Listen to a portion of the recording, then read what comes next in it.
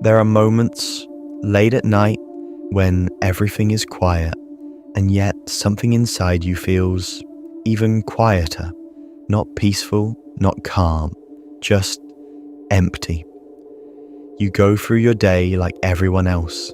You smile when you're supposed to. You respond when spoken to. You function. But underneath it all, there's a strange absence, a kind of emotional silence that never really leaves you.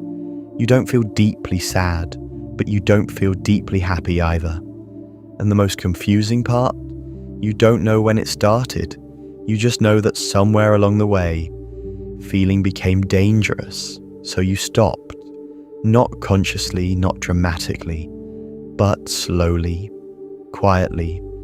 You learned how to shut the door on your own emotions. And here's the paradox: the very thing that protected you is now the thing disconnecting you from your life. Because emotional numbness isn't peace, it isn't strength, it isn't being unbothered. It's what happens when your nervous system decides that feeling is no longer safe. So instead of breaking, you went silent. Emotional numbness is not the absence of emotion. It's the suppression of emotional access, a protective mechanism, a psychological shutdown. Think of your emotional system like a house filled with rooms. Joy, anger, grief, love, fear. When the house becomes too overwhelming, you don't just close one door, you lock the entire house. This is where several powerful psychological patterns come into play. 1. Emotional neglect schema. When your emotional needs were consistently unmet, not necessarily through abuse, but through absence. No one asked how you felt. No one helped you process your emotions. No one mirrored your inner world. So your brain adapted. It concluded, my feelings don't matter. Or worse, my feelings are a burden. Over time, this becomes a schema, a deeply ingrained belief system that shapes your identity. 2. Avoidant attachment. If closeness once led to disappointment, rejection, or overwhelm, your nervous system learns distance, not just from others, but from yourself. Avoidant attachment isn't just about pushing people away. It's about disconnecting from emotional dependency altogether. You become self-contained, self-reliant, but also emotionally unreachable. 3. Dissociation and nervous system freeze. When emotional intensity becomes too much to process, the body activates a freeze response. This is not fight. This is not flight. This is shut down. Dissociation creates a buffer between you and your experience. You feel detached, unreal, muted. Your nervous system isn't broken, it's protecting you. But the cost is profound. You don't just numb pain, you numb everything. 4. The default mode network, DMN.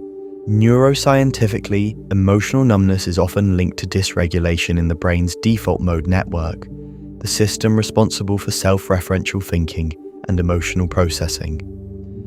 When overwhelmed for too long, this network becomes either hyperactive or suppressed.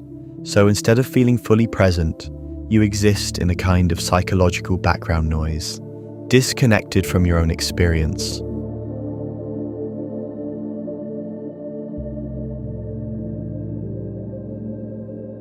There is a grief that has no language, a sadness that doesn't cry, a loneliness that exists even when you're not alone.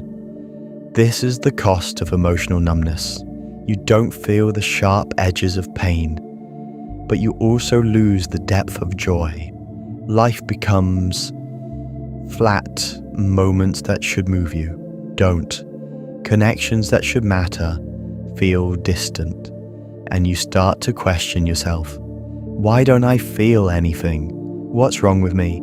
But nothing is wrong with you. Something happened to you. Carl Jung once said, the most terrifying thing is to accept oneself completely. But what happens when you can't even feel yourself? When your inner world has gone quiet, not because there's nothing there, but because it was never safe to explore it? This creates what can only be described as invisible grief. Grief for emotions never expressed. grief for needs never met, grief for a self that had to disappear in order to survive. And underneath it all, there is fear. Not loud fear, not panic, but a quiet, persistent fear of what might happen if you do feel again. Because feeling means vulnerability.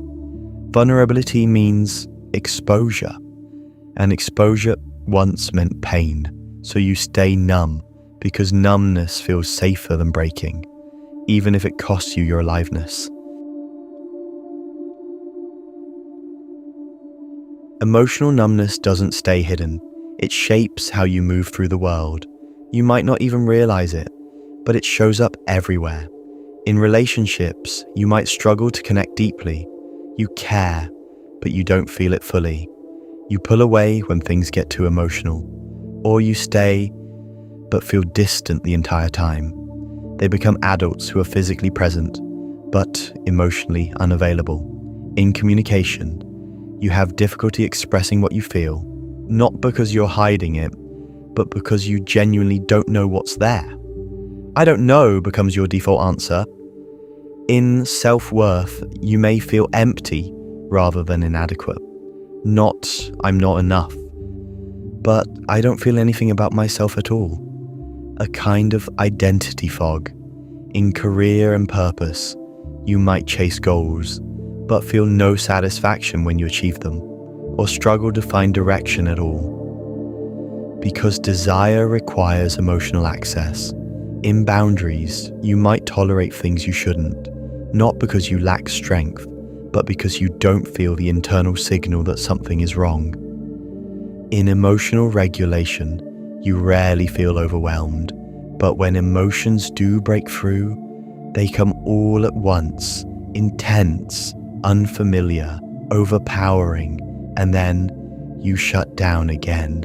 But here's the truth. These are not personality traits. They are adaptations. And what was learned, it can be unlearned. Not by forcing yourself to feel, not by shaming your numbness, but by witnessing it, by becoming aware of the silence inside you, without trying to fix it immediately. Because numbness isn't your enemy, it's your nervous system asking for safety.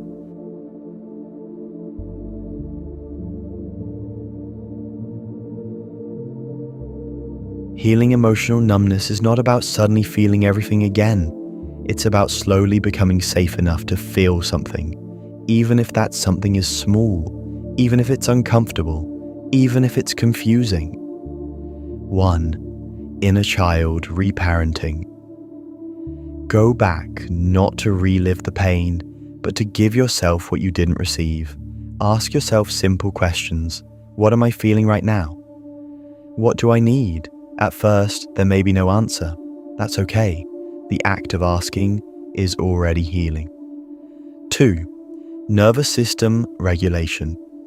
Your body must learn that it is no longer in danger. Breathwork, grounding, slow, intentional movement. These are not trends. They are signals to your body that it's safe to come back online. 3. Shadow work. Explore the parts of yourself you've disconnected from. Not just pain, but anger, desire, vulnerability, the parts you were taught to suppress, because within those parts is your aliveness. 4. Choosing softness over survival. You don't have to be emotionally armored all the time. You don't have to shut down to stay safe. You can begin, slowly, to choose softness, to allow moments of feeling, without running from them. And maybe the most important truth, you are not numb because you are broken. You are numb because you adapted. And adaptation means intelligence. It means survival. It means strength. But you are no longer in the environment that required that level of shutdown. You are allowed to feel again, not all at once, not perfectly, but gradually, gently. As the poet Rainer Maria Rilke once wrote, the only journey is the one within. And this journey is not about becoming someone new. It's about returning to the parts of you that had to go silent. So if this resonated with you, if you saw yourself in these words, you're not alone. And more importantly, you're not beyond feeling. You're just at the beginning of remembering how. Because the goal was never to be unbreakable. The goal is not to be fixed, but to become whole.